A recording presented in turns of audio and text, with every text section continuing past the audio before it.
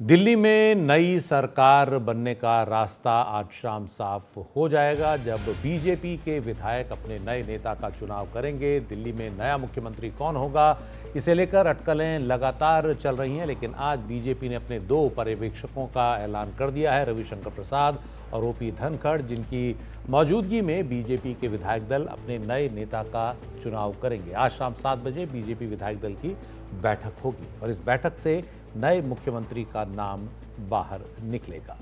और कल शपथ ग्रहण समारोह की बड़ी तैयारियां की गई हैं। दिल्ली के रामलीला मैदान में प्रधानमंत्री नरेंद्र मोदी समेत कई बड़ी हस्तियां इस शपथ ग्रहण समारोह में शामिल होंगी, लेकिन बीजेपी के 4 मुख्यमंत्री, बीजेपी शासित राज्यों के 4 मुख्यमंत्री शामिल नहीं हो पाएंगे।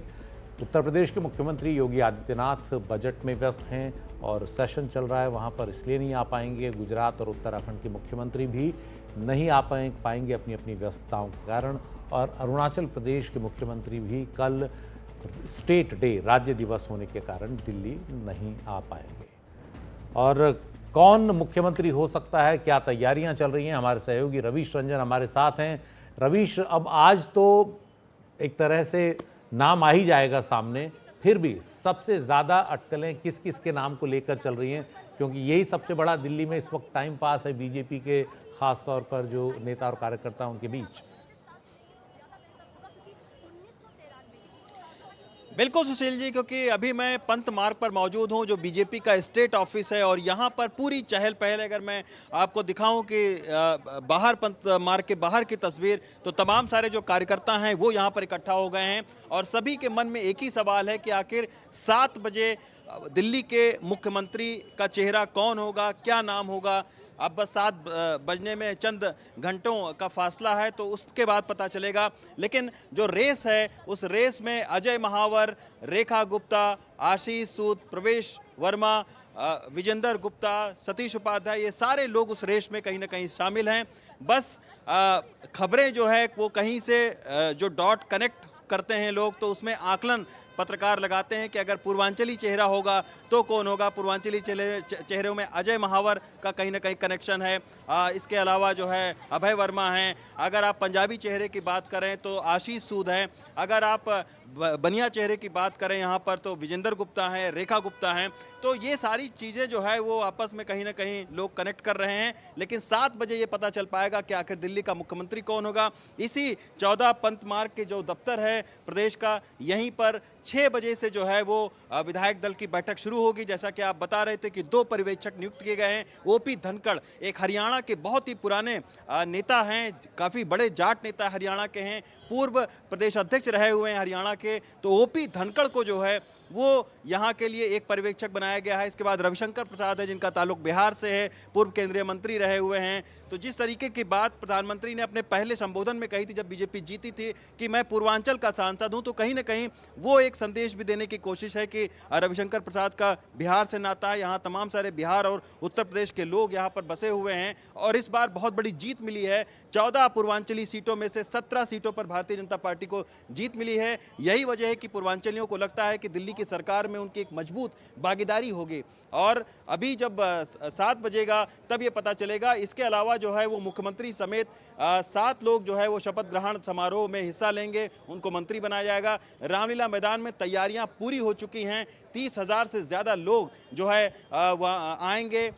और रामलीला मैदान इस बारे में ऐतिहासिक है कि 2013 में आपको याद होगा कि जब अन्ना आंदोलन चला था तो खुद अरविंद केजरीवाल ने वहां पर शपथ ग्रहण समारोह किया था, जिसमें तमाम सारे लोग मौजूद थे। तो इस बार अरविंद केजरीवाल की सियासी हार का जो जश्न है वो भारतीय जनता पार्टी उसी रामलीला मैदान में मनाएगी। और कल उसी रामलीला मैदान में जो है तमाम सारे गणमान्य व्यक्ति यहाँ पर शामिल होंगे। कई सारे फिल्मी जो अभिनेता हैं उनको भी बुलाया गया है। तमाम सारे धर्मगुरु हैं, चाहे जो है तमाम सारे धर्मगुरुओं को बुलाया गया है। इसके अलावा जो केंद्र सरकार की योजनाओं के लाभार्थी हैं उनको भी इस कार्यक्रम में आमंत्रित किया गया है।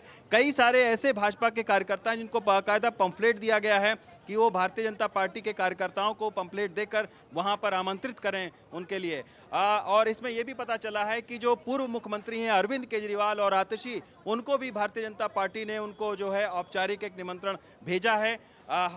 तो अब देखना होगा कि ये जो कार्यक्रम हो रहा है और जिस तरीके की तस्वीर होगी, तो इसमें एक शीर्ष नेतृत्व के सामने भी जातीय और सामाजिक समीकरण को कैसे साधा जाए, आखिर ऐसा मुख्यमंत्री दिया जाए जो न सिर्फ ईमानदार हो बल्कि कार्यकर्ताओं को साथ में लेकर चलने वाला हो, जातीय और सामाजिक समीकरण भी कहीं ना कहीं उसके पक्ष में हो। तो ये सारी चीजें शीर्ष नेतृत्व देख रहा है। मेरे ख्याल से लगभग जो प्रधानमंत्री नरेंद्र मोदी हैं, अमित शाह है, फाइनल हो चुका है, लिफाफा तैयार हो गया है। बस 6 बजे जब विधायक दल की बैठक होगी, उसमें जो 2 पर्यवेक्षक हैं उनके हाथ में लिफाफा रहेगा और जब वो खोला जाएगा तो एक पर्यवेक्षक जो है अनुमोदित करेंगे नाम को और दूसरा पर्यवेक्षक जो है समर्थन करेंगे और उसके बाद में जो विधायक दल का नेता चुना जाएगा।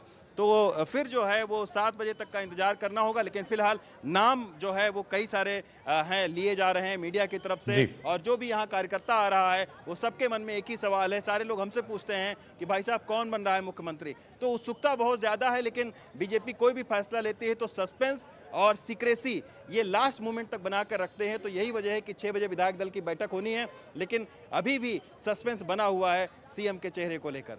जी रवीश, और ये बीजेपी ने अक्सर इस तरह से चौंकाया है कि जिसके द्वारा नाम का प्रस्ताव रखवाया गया वो सबसे ज़्यादा चर्चित चेहरा रहा कई बार, और जिसने अनुमोदन किया वो भी मुख्यमंत्री पद का दावेदार रहा, और मुख्यमंत्री कोई ऐसा बना जिसके बारे में किसी को अंदाज़ा नहीं था। क्या दिल्ली में भी इस बार ऐसा ही होगा, ये देखना दिलचस्प रहेगा। इस बीच रामलीला मैदान में कड़ी सुरक्षा व्यवस्था की गई है। कल होने वाले शपथ ग्रहण समारोह के लिए 3 स्तर की सिक्योरिटी सुरक्षा जो है वो तैयार की गई है।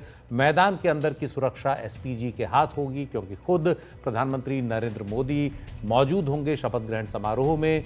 5000 पुलिसकर्मियों की तैनाती की गई है। रामलीला मैदान और उसके आसपास अर्धसैनिक बलों की 10 कंपनियों को भी लगाया गया है, और आसपास की जो ऊंची इमारतें हैं उन सब पर स्नाइपर्स को लगाया गया है, इसलिए भी क्योंकि खुद प्रधानमंत्री मौजूद रहेंगे, इसलिए सुरक्षा में कोई कसर नहीं छोड़ी जाएगी।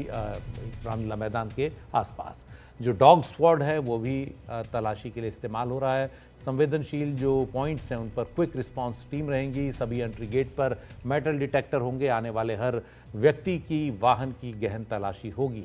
तो 3 स्तर की जो सुरक्षा है उसमें पहला घेरा 500 मीटर के दायरे में बनाया जाएगा, जिसमें पुलिस और अर्धसैनिक बल होंगे। दूसरा घेरा आम लोगों और वीवीआईपी के बीच होगा, और तीसरा घेरा होगा मुख्य मंच के पास रामलीला मैदान में, जहां पर प्रधानमंत्री नरेंद्र मोदी खुद मौजूद होंगे।